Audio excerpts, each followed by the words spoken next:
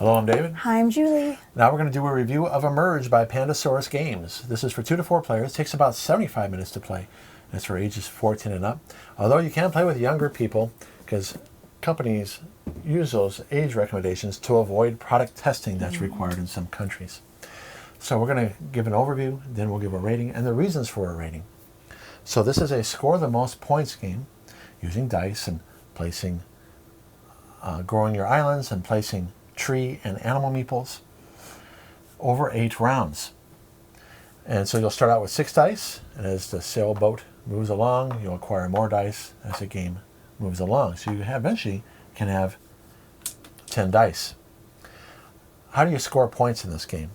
Well, when you roll your dice, you're going to spin the dice to grow your island. So this is a ×1. When you have an island like this, you're going to multiply everything on that island by 1. If you grow the island, and then it becomes a ×2, and you can eventually max it out to a ×3. So what are you going to multiply it by? Well, the animals that you have on the island and the trees.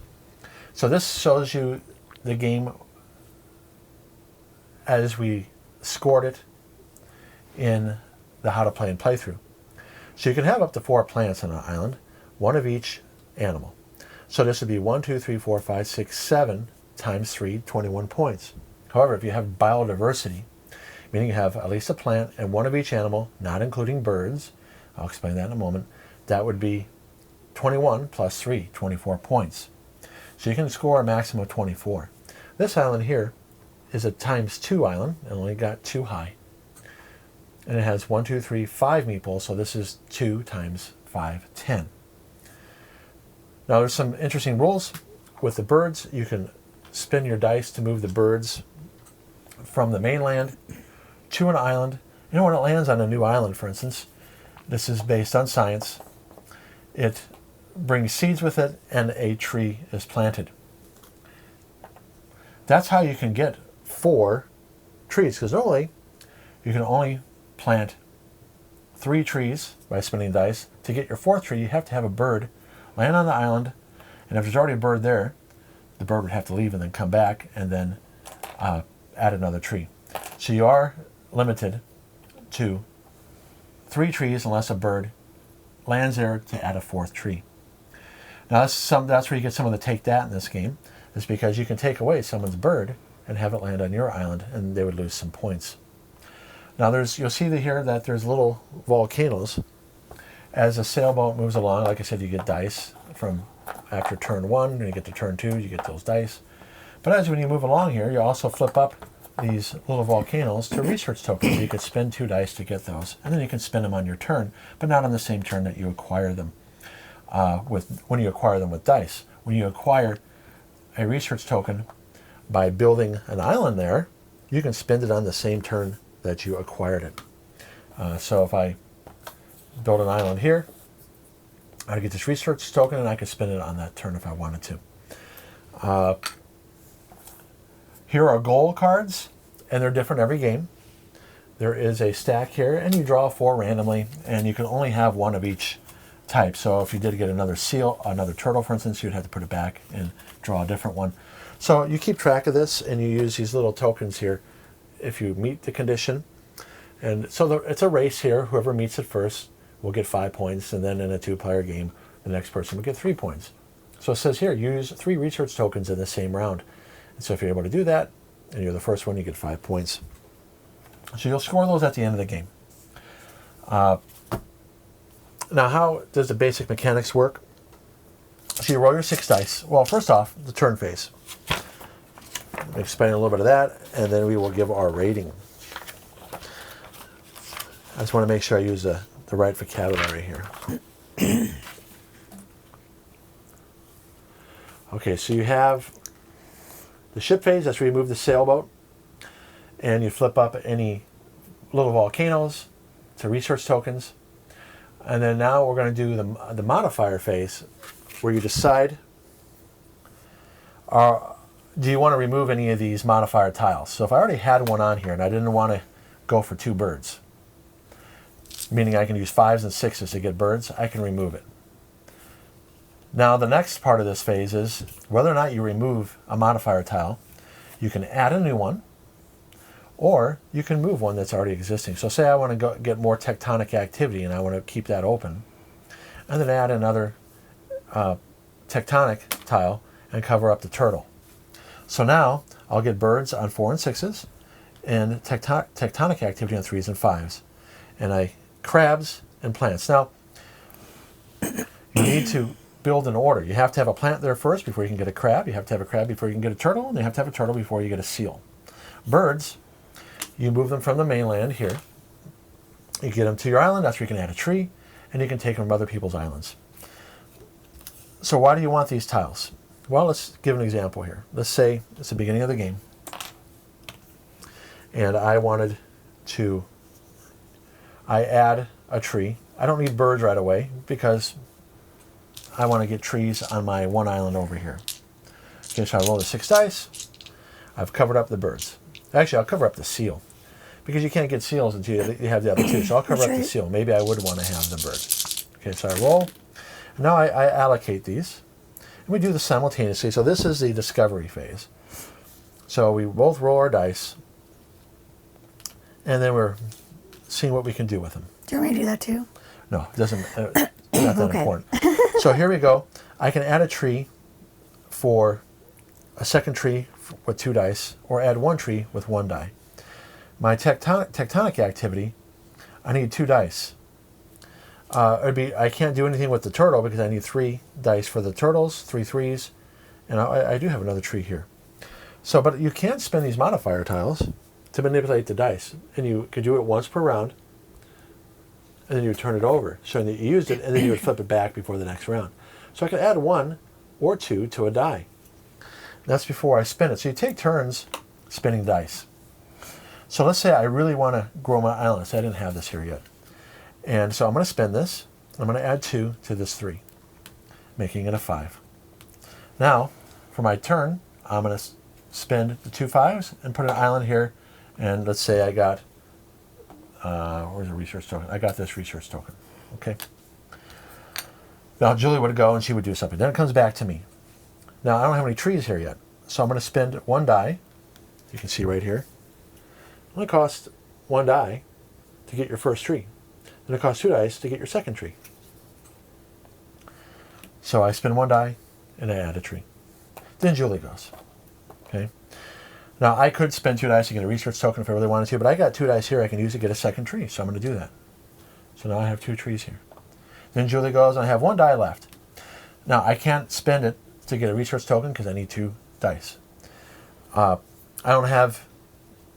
need 3 dice to get a turtle, so I can't use it. Now I can keep it there, and next round I can decide to keep it on the mat or to re-roll it. So you can't save dice from turn to turn. Now right now, this island is worth 1 times 2, 2 points. And because there's a tree here, I can eventually add a crab. And once there's a crab, I can add the turtle and then the seal. So you keep on playing over 8 rounds. And again, you're going to have more dice as you play. And so the next round, this would flip back over. I could decide, I don't need that many trees, I can remove it.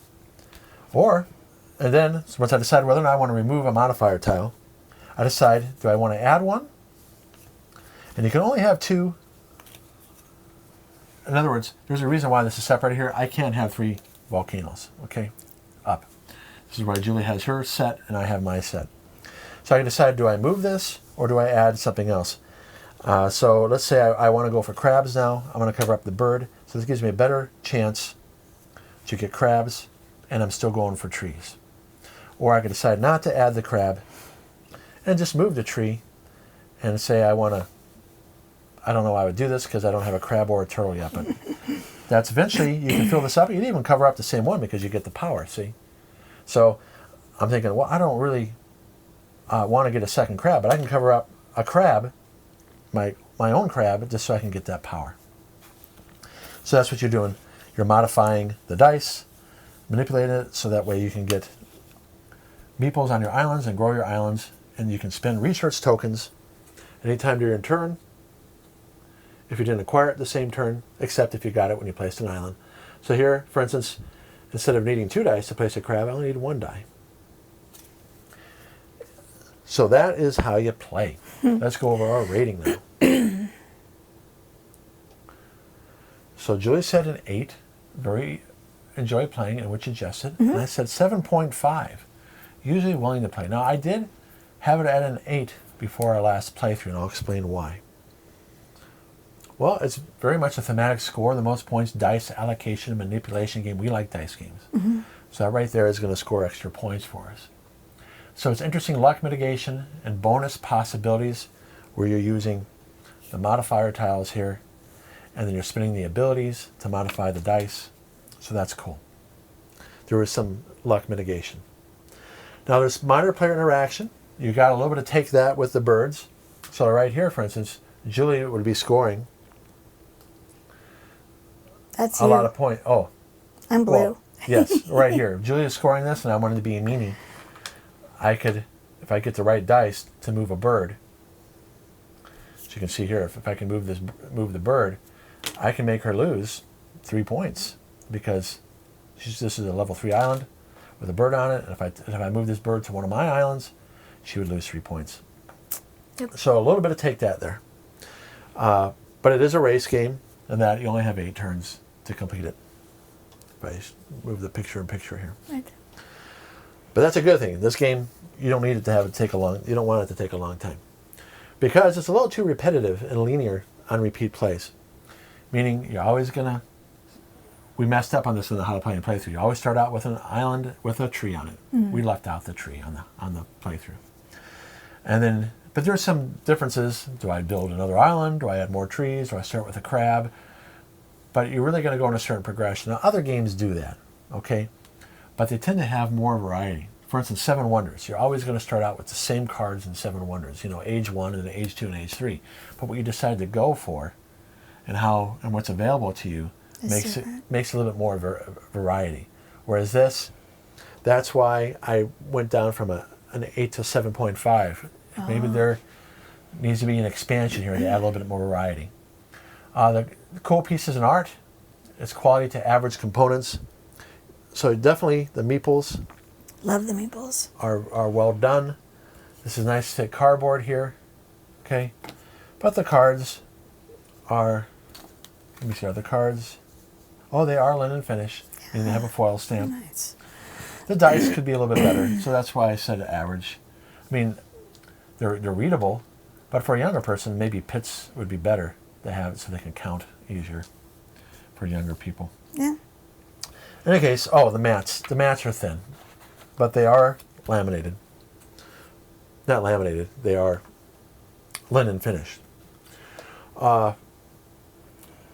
Educational discovery. Yes, I'm thinking about what did I think was average on the pieces? I don't know. I liked everything. Maybe the thinness. But they're mostly quality. You know, maybe the thinness on the player mat.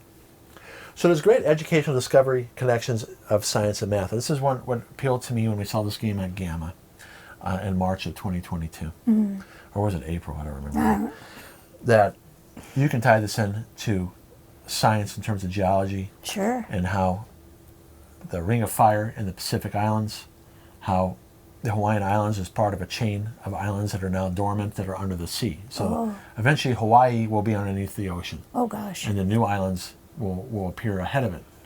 But that's millions of years from now. Oh, good. Okay. And the fact that birds bring seeds in their bird poo, that's how different species of plants got to islands. So you would help kids make connections to it. Could you teach a whole lesson around this? Maybe for a after-school program or small group instruction, but I don't think I would do this for a total class lesson because there's just not enough meat on the bone. You could give it an extension, like, you're done with all your work, and the kids already know the game, because to try to teach this to kids who not used to hobby games while you're trying to manage the rest of the class, good luck. But if you had in a after-school program or a small group, like you're doing pull-out, gifted and talented, this is definitely, I would have used this for pull-out, gifted and talented. Oh, sure. For sure. Yeah. When I used to do that. All right, so there's the very big negative here for people who are not used to hobby games is you got varied rules and lack of player aids. So it's challenging to learn and play for new gamers. So there's a little bit of player aid right here. Yeah. But it would be nice to have a card sequence here that has the phases and what you can and cannot do. And you'll see here in the rule book, like I missed putting the tree on the island there. It's here, But it's just, you got to pay attention. So you see all these little marks I have in here of things that are buried all over the place that you can miss if you haven't played the game in a while. And then even then while you're playing it, you may forget it. Right. So it does have a nice round of play, okay? And there is, although it does have some oversights still. So when you're using the research tokens, it implies that you have to use a die that you would have rolled for the crab. Now, what do I mean by that? It says place one crab for one die. Well, what if I had a 4? But it's a seal. It's for the seal. Does that mean then I can use a 4 to place a crab? No, it implies that it has to be A 2. a 2 in your crab area. Obviously, if you had 2 2s, you wouldn't need to use this. But let's say you wanted to save it and you only wanted to use 1. So that's something that came up in BGG. That's implied, but it's not spelled out in the rule book. All right, so let's see what Julie had to say. Okay. Well, I thought this was a beautiful score the most points race game. I think the art is really pretty. The great pieces. The meeples are super cute. I did find that it was a bit challenging to learn and play the first time out. And granted, I don't read the rules. David does the rules. But for him to teach it to me and for me to wrap my brain around it, it was a bit challenging at first. But once we played it a couple times, I got the hang of it and it was like, okay, I can do this. Yeah, the biggest, what Julie's referencing is understanding that how to use the modifier tiles. Yeah, that was challenging for me. When you can add them, move them around, remove them, how you can spin them. So that can take a little bit of getting used to. And even in the how to play, I think he still even had to help me a little bit because it, it takes a while to wrap your head around it. The playtime can be longer than some people might like. For 2 people, it's not so bad. It goes decent time. But I did find that the player interaction is like hardly there. And David explained that, in his thing too. It's just, you're kind of on your own little mission. You're not really paying attention. At least for me, I'm not really paying attention to what David's doing. Yeah, because it doesn't really matter. I mean, there's enough resource tokens here that if someone's not really going to take something you like or over here. Now, the race part is the player interaction, beating people to these victory conditions. But I have to admit, when I'm playing it, I'm not really looking at these, which I should be, but I'm just so concentrating on growing my islands that I don't really notice this stuff. Well, that's because you haven't gotten used to the game yet. So therefore, a more experienced player is going to be looking at this more and they're going to dominate early on until... So someone who's not as experienced gamer is probably going to win for a while until the other players get used to looking at this and dealing with everything else. Yeah, and then how to play and play with the DLC. I mainly am concentrating on my board stuff. And then David's like, well, what about this? And I'm like, oh yeah, I forget. I forgot. So with more plays, you would be focusing more on that. But I still love it as an 8. I just think it's beautiful. And I love the meeples. I love the meeples. So, like I said, it's right now 7.5. Maybe an expansion could remove some of that repetitiveness. Sure. I don't know what that would be, but I will definitely get it when it comes out. Oh, yeah. If you are a homeschooler parent or a science teacher who has time to work with in small groups, I highly recommend this. Now, if you're in an AP or honors class, I don't think there's enough curriculum here to do a total class lesson on this. Because when you usually do an AP and honors, there's so much to teach. You don't have, because it would take a period to teach it. Oh, I see. 1 or 2 periods to play it. Okay. So. Well, wouldn't this be good for like a after-school game group? Yeah, exactly. It would be great for that. Yeah. In any case, check it out if you're into dice games. This is a thematic one that works. Yes. So thanks for watching. Thanks so much, you guys. We hope you had fun, and we'll see you in the next video. Bye-bye. Bye.